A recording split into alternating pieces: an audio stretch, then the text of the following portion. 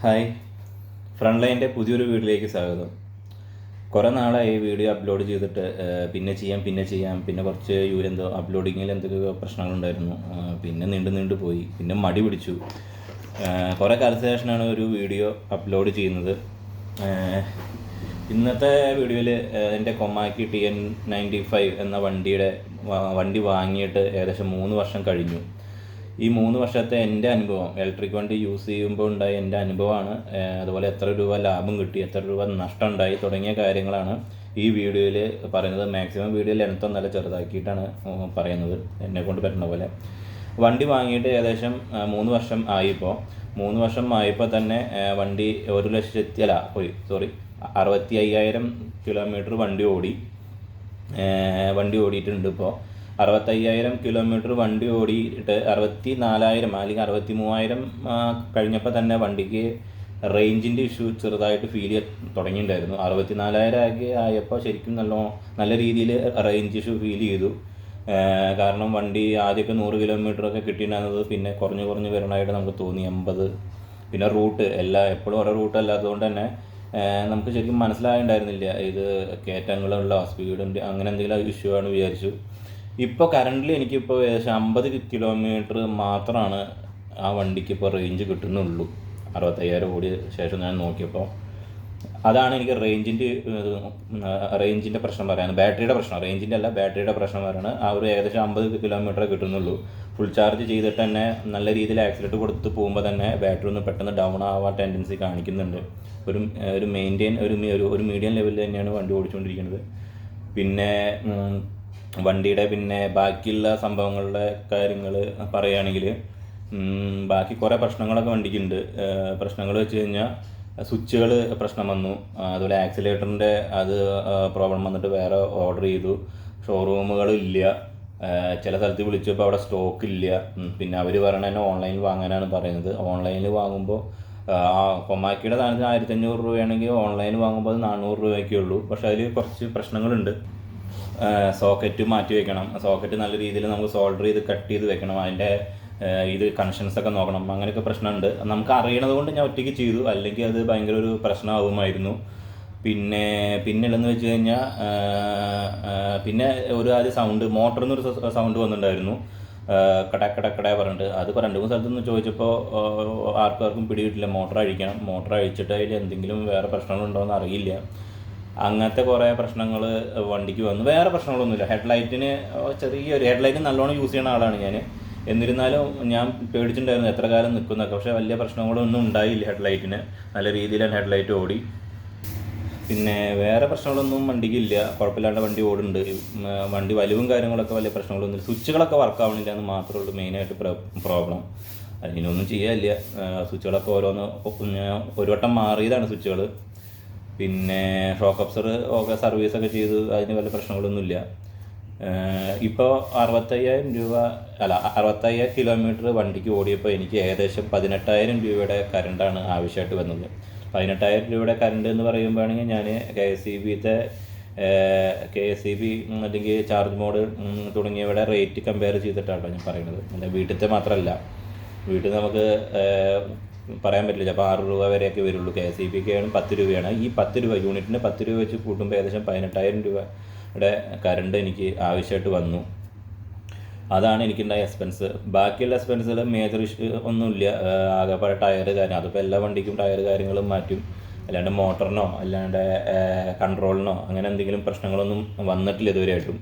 Even headlight ആണെങ്കിലും വലിയ കുഴപ്പങ്ങളും ഇല്ലാണ്ട് എപ്പോഴും വർക്ക് ചെയ്തുകൊണ്ടിരിക്കുന്നുണ്ട്. ബ്രേക്ക് പാഡ് കാര്യങ്ങളൊക്കെയാണ് പിന്നെ മാറ്റുന്നത്. അതിപ്പോൾ എല്ലാ വണ്ടിക്കും മാറ്റണ പോലെ തന്നെയാണ് മാറ്റുക. അപ്പോൾ മേജറായിട്ടൊരു സർവീസ് എക്സ്പെൻസ് എനിക്ക് വന്നിട്ടില്ല. ഇങ്ങനെ സർവീസ് സ്പെയർ മാറ്റണം അതുകൊണ്ട് തന്നെ. അപ്പോൾ എനിക്ക് വന്നിട്ട് 18,000 രൂപയാണ്. ഞാനത് ഒന്ന് റൗണ്ട് ചെയ്തൊരു 19,000 രൂപ ആക്കിയിട്ടുണ്ട്.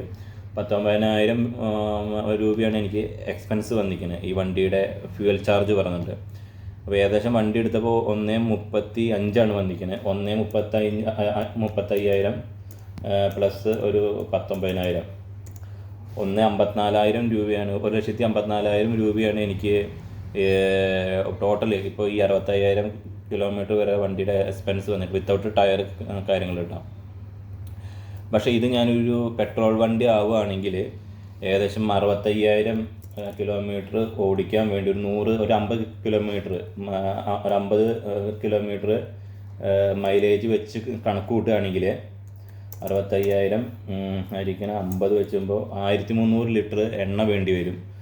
ഇന്നത്തെ വില ഒരു 106 രൂപ വെച്ച് കൂട്ടുകയാണെങ്കിൽ 1,37,000 രൂപ വണ്ടിക്ക് എണ്ണയിൽ മാത്രം ഫ്യൂവൽ ചാർജ് തന്നെ വേണ്ടി വരും. ഓയിൽ, അതുപോലെ ഫിൽട്ടർ ചേഞ്ചിങ്, സ്പാർക്ക് പ്ലഗ്, അങ്ങനത്തെ കാര്യങ്ങളൊക്കെ വേറെ കേട്ടോ. അപ്പോൾ 1,00,000 രൂപയാണ് വണ്ടിക്ക് വിലയെങ്കിൽ 1,00,000 രൂപയ്ക്ക് ഞാനൊരു ആക്റ്റീവ എടുത്തു എന്ന് വിചാരിക്കുക. ഈ 65 കിലോമീറ്ററും കൂടി ഓടുകയാണെങ്കിൽ അതിൽ 1,37,000 രൂപ എണ്ണയ്ക്കും കൂടി ചേർത്ത് കഴിഞ്ഞാൽ 2,37,000 രൂപ വണ്ടിക്ക് ചിലവ് വന്നു. ടോട്ടൽ ഞാൻ അവിടെ ഇൻവെസ്റ്റ് ചെയ്തു. വണ്ടി കൊടുത്തു കഴിഞ്ഞാൽ നമുക്ക് ഏകദേശം ഒരു 20,000 അല്ലെങ്കിൽ 30,000 ഒരു 50,000 രൂപ കിട്ടുമെന്ന് കൂട്ടുക. പക്ഷേ ഒരു ഇലക്ട്രിക്ക് ഞാൻ ആ വണ്ടി എടുത്തപ്പോൾ 1,35,000 രൂപയ്ക്ക് എടുത്തപ്പോൾ എനിക്ക് വെറും 20,000 രൂപയുടെ അണ്ടറിലാണ് എനിക്ക് ചിലവ് വന്നിട്ടുള്ളൂ. അതാണ് ഇത് രണ്ടും കൂടിയിട്ടുള്ള നമുക്കൊരു ലാഭം. പക്ഷേ ഒരുപാട് ബുദ്ധിമുട്ടുകളുണ്ട് കേട്ടോ.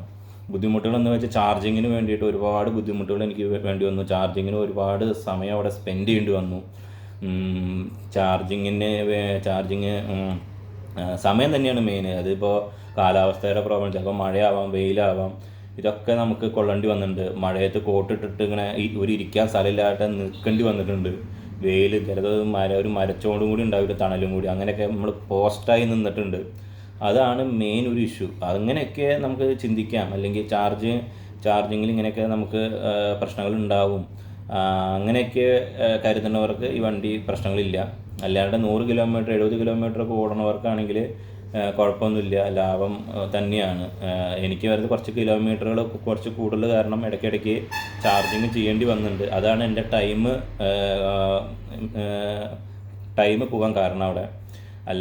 അല്ലെങ്കിൽ പ്രശ്നങ്ങളൊന്നുമില്ല. പക്ഷേ ഇത്രയും കിലോമീറ്റർ ഓടിയ കാരണമാണ് ഇത്രയും വർഷം കൊണ്ട് എനിക്ക് അത് മുതലാവാൻ സാധിച്ചത്. കാരണം അല്ലെങ്കിൽ കിലോമീറ്റർ എത്രയോ ഇതെടുത്ത ആൾക്കാർ ചിലവർ 2 വർഷമായിട്ടും 10,000 കിലോമീറ്റർ മാത്രം ഓടിയവരൊക്കെ ഉണ്ട്. എന്നിട്ടും അവർക്ക് ഓരോരോ കംപ്ലൈൻറ്റുകൾ വന്ന് സർവീസ് ഇല്ല, സ്പെയർ ഇല്ല, അങ്ങനെ വണ്ടി ഒരു ഭാഗത്ത് മുക്കിലിട്ട പോലത്തെ അവസ്ഥയൊക്കെ ഉണ്ടായിട്ടുണ്ട്. ഇലക്ട്രിക് വണ്ടി എടുക്കുമ്പോൾ പെട്ടെന്ന് ഓടി തീർക്കുക, അല്ലെങ്കിൽ പെട്ടെന്ന് ദിവസം ഒരു 50 കിലോമീറ്ററെങ്കിലും ഓടുന്നവർ മാത്രം വേണം ഈ വണ്ടി എടുക്കാൻ. നല്ല കമ്പനിയുടെ ഒരു പ്രശ്നമില്ല. ഓലയാണെങ്കിലും അതൊക്കെയാണ് സർവീസൊക്കെ അസലായിട്ടുണ്ട്. അപ്പോൾ പ്രശ്നങ്ങളില്ല. അല്ലാണ്ട് ഈ ചെറിയ കമ്പനികളോട് എടുക്കുമ്പോൾ നമ്മൾ പ്രതീക്ഷിച്ചില്ല ഇത് നാളേക്ക് വലുതാവുന്ന വിചാരിച്ച കമ്പനി, പക്ഷേ കമ്പനി താന്ന് പോവുകയാണ് ചെയ്തത്. സ്പെയറുകൾ കിട്ടാനില്ല. അപ്പോൾ ഇപ്പോഴും ഞാൻ വണ്ടി എടുക്കുന്നുണ്ട്. അപ്പോൾ ഇപ്പോൾ ഞാൻ വണ്ടി വേറെ നോക്കുകയാണ്. ഇപ്പോൾ എനിക്ക് റേഞ്ച് കുറച്ച് കൂടുതൽ വേണം. റേഞ്ച് കൂടുതലുള്ള വണ്ടി ഞാൻ നോക്കുന്നുണ്ട്. നോക്കി ഞാൻ ഓലയിലേക്കാണ് ഇപ്പോൾ എത്തി നിൽക്കുന്നത്. പലരും പറഞ്ഞു ഓലയുടെ സർവീസ് മോശമാണ് കാര്യങ്ങളാണ്. പക്ഷേ എനിക്ക് അവർ സർവീസ് ഇമ്പ്രൂവ് ചെയ്യുമെന്ന് എനിക്ക് ഉറപ്പുണ്ട്. കാരണം അപ്പോൾ ഓലയാണ് ഞാൻ എടുക്കാൻ ഉദ്ദേശിക്കുന്നത് പറഞ്ഞില്ല. ഓലയ്ക്കുള്ള ഗുണങ്ങൾ കണ്ടപ്പോൾ റേഞ്ച് ഉണ്ട്, മറ്റുള്ള വണ്ടികളെക്കാളും കൂടുതൽ റേഞ്ച് ഉണ്ട്, പിന്നെ കുറച്ച് ഫീച്ചേഴ്സ് ഉണ്ട്. അതുകൊണ്ട് തന്നെ കംപ്ലൈൻറ്റുകൾ കൂടാനും ചാൻസ് ഉണ്ട്. അറിയില്ല എന്താവുമെന്ന്, എത്രത്തോളം കംപ്ലൈൻറ്റ് വരുമെന്ന് അറിയില്ല. എന്തായാലും വണ്ടിയാണ്, കംപ്ലൈൻറ്റുകൾ വരും. അപ്പോൾ എന്തായാലും ഓല എടുക്കാനാണ് ഞാൻ ഉദ്ദേശിക്കുന്നത്. അപ്പോൾ ഇതുപോലെ ഇതിനും ചെറിയ കംപ്ലൈൻറ്റുകളും എല്ലാ വണ്ടിക്കും കംപ്ലൈൻറ്റുകൾ വരും. അപ്പോൾ അത് നോക്കിയിട്ട് കാര്യമില്ല, വഴിയിൽ നോക്കിയിട്ട് കാണാം. അപ്പോൾ ഇനി പുതിയ വീഡിയോയിൽ കാണാം. ബൈ.